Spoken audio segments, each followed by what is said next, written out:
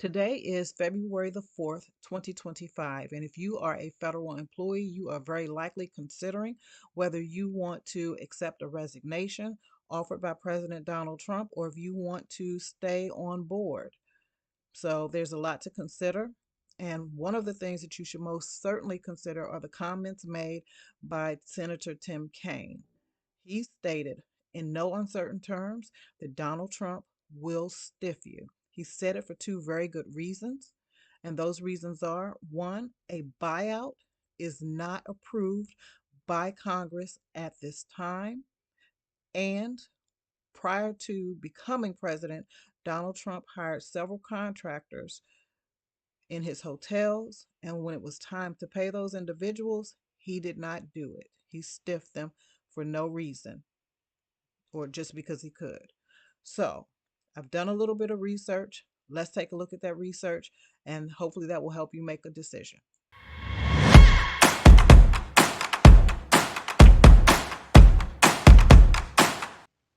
In an effort to confirm the comments from Senator Tim Kaine, I started my research at congress.gov. I entered the word buyout and pressed enter. And as you can see, none of the results here speak about a buyout for federal employees, and the information that is available is from the 118th Congress. And I tried to modify my search, and again, none of the results that are present are about a buyout for federal employees, and they're all from the 118th Congress. We are presently in session of the 119th Congress. So there is no information about a buyout for federal employees. I also looked up the word federal employees. I used that as a search engine, and again, none of the results. I scrolled down, I looked at a lot of the results. None of the results were for a buyout for federal employees. I continued my research at opm.gov and I used the same keyword of buyout in the search engine, and it gives me information about a voluntary separation incentive payment. So let's take a look here and see what that payment is all about.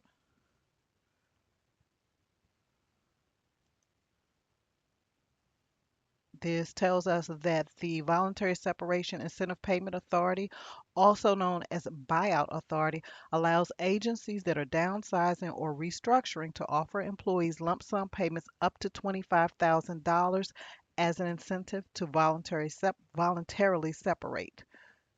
And it also tells us that by allowing employees to volunteer to leave the government, agencies can minimize or avoid involuntary separations through the use of costly and disruptive reductions in force, or RIF. RIF is the acronym for reduction in force. Gives us information about who is covered under by the voluntary separation incentive payment. And the thing that really jumped off this page to me was the computation of incentive payment. It says an agency computes a voluntary separation incentive payment on the basis of the lesser of an amount determined by the agency head not to exceed $25,000. So, if your compensation over the next 7 months would exceed $25,000, it's very likely that the agency is not allowed to pay that. Now, we know that when a new administration comes into power, the agency heads are then hot fired, and the new agency heads are replaced by individuals that are serving at the discretion of the president. So it's very likely that your agency head is someone appointed by Donald Trump, but they don't have the authority to pay more than $25,000. Another thing that I found quite interesting was the repayment requirement. So if an employee receives a buyout and they leave the federal government, if they're rehired within 5 years of the date of separation, then they're required to pay that money back. And it says very clearly here they must repay the entire amount of the VSIP to the agency that paid it before the individual's first day of reemployment. So you won't be allowed to um, pay on a payment plan. You have to pay it all back before you start your first day with your new job. Then it gives us the legal references and it tells us there is a guide. I continued my research on opm.gov, but this time in the search engine, I used the words reduction in force since that was mentioned on the buyout page. So let's see what information we receive here.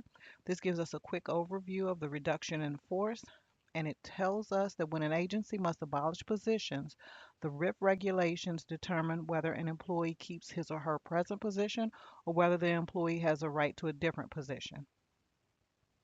It also lets us know that the key factors in determining whether you will be released immediately or whether you're entitled to another position is tenure of employment, veterans preference, length of service, and performance ratings.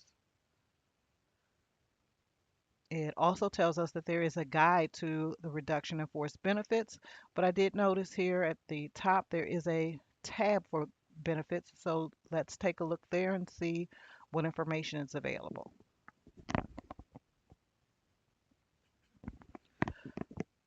Now, the first benefit that's listed is a pay and grade retention.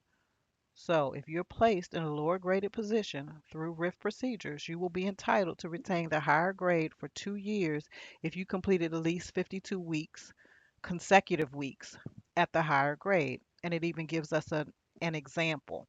For example, a GS-12 employee who is downgraded because of a RIF to a GS-9 position will be considered to be a GS-12 for most pay-related purposes, but would compete as a GS-9 if there are additional RIFs. You do receive repromotion consideration. So if you're downgraded because of a RIF, your agency's internal placement plans may allow you to receive priority consideration for promotion to positions up to your former graded position. You are also entitled to severance pay. This information here explains how you would determine what your severance pay would be, and also entitled to unemployment compensation. Your unused annual leave is paid to you in a lump sum payment. Your unused sick leave is not paid to you, but if you are reemployed, then it is restored. Your health insurance benefits, they remain in force for 31 days after separation, and then after that, you can continue the payment, you can continue the health insurance, but you do have to pay your portion, the government's portion, plus a 2% administrative fee. So that's a total of 102% of the cost. And you may be able to extend your coverage for 18 months, but your dependents can extend their coverage for up to 36 months. And then you can convert to a private plan. For your life insurance, you do have to act very quickly because you have 31 days there. Once you are separated, you are eligible for if you're not eligible for an immediate annuity, you can convert all or part of the life insurance without taking a medical exam. Like I said, you have to act quickly and do that within 31 days. Now, for your thrift savings plan, when you separate for 31 days or more, you can choose to leave your money in the thrift savings plan or you can withdraw the vested account balance. And it tells you what your options there, depending on how much money you have in your thrift savings plan. This portion speaks about your retirement benefits, if you're eligible, if you're not eligible. But you do have reemployment and retraining programs. One of the programs is the Agency Career Transition Assistance Plan. And this requires agencies to provide assistance to help their surplus and displaced employees find new employment within the agency.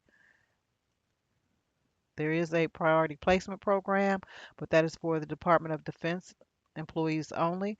There is also a reemployment priority list. This reemployment priority list prevents employees from outside the agency from being employed ahead of agency employees who will or have been separated by a RIF.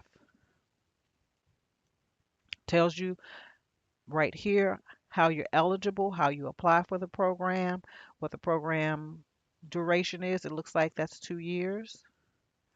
There's also an interagency career transition assistance plan, and this is designed to help federal employees who have lost their job due to downsizing find positions in other federal agencies. There's information about how that plan works, the requirements, the length of that plan, what you have to do to prove that you're eligible to participate in that plan, and then this is a worksheet to help you calculate what your severance pay would be, but it tells you if you want the most accurate calculation to contact your human resources office. I completed my research on the opm.gov website by putting in the keywords administrative leave in the search engine, and this is the information that I was able to gather. It lets us know here that administrative leave is an administrative authorized absence from duty without loss of pay or charge of leave. Now, the other bit of information that I found very interesting here is that it states the president or OPM may issue government-wide policies or guidance from time to time regarding a specific use of administrative leave. The other thing that I also thought was very interesting is where it indicates that OPM does not regulate the use of administrative leave, that the authority rests with each agency head. So it is quite likely that each agency head can say, yes, we will put you on administrative leave, and this is not something that is regulated by OPM. Let's really quickly recap. It does appear that it is perfectly legal for the agency head to use administrative leave as they see fit, and it is perfectly legal for the president to weigh in on the use of that administrative leave. But does that make it a good idea? If you are an employee that is covered by RIF rights, then it doesn't seem to be such a good idea because you would be swapping 7 or 8 months worth of pay for potentially 2 years of pay retention. If you are, if your job is impacted by a RIF, your agency is required to find you another job. And if that job is at a lower pay rate, you still receive your pay rate for 2 years. Then you receive severance, you receive unemployment, and you receive priority in hiring for other jobs. Now, if you're an employee possibly in your probationary period and you're not covered by RIF rights, then it may be a good idea for you because the government can fire you at any point for any reason. And at that point, you would only be entitled to unemployment compensation, which is typically 6 months, and there are no benefits that come along with it. But you would stay on for 7 or 8 months and receive full benefits while you look for another job. And if you're someone that is already planning to quit, this is a great idea for you because you could potentially experience a windfall for something that you were already going to do. So, either way, please consult your human resources office to see what your rights would be if you are on probation. If you're not on probation, please contact your human resources office to see what your rights are in that instance too. I hope you found this video helpful. If you did, please like, subscribe, and hit the notification button.